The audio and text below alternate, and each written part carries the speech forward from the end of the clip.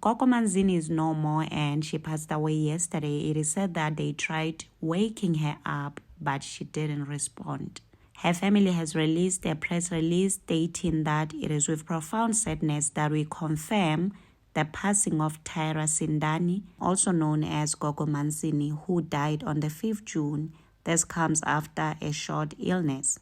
Tyra was a cherished friend, colleague, family member, public figure, and mom whose presence touched the lives of so many. Tyra will be remembered for her passion for healing others, unwavering kindness, dedication to her community, and the joy she brought to everyone around her.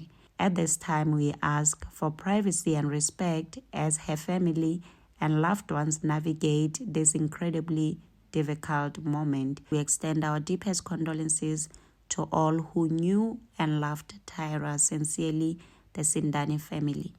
This is said, condolences to her family and loved ones, and share your thoughts in the comment section. Also remember to subscribe, like, share. Until next time, bye and thank you for watching.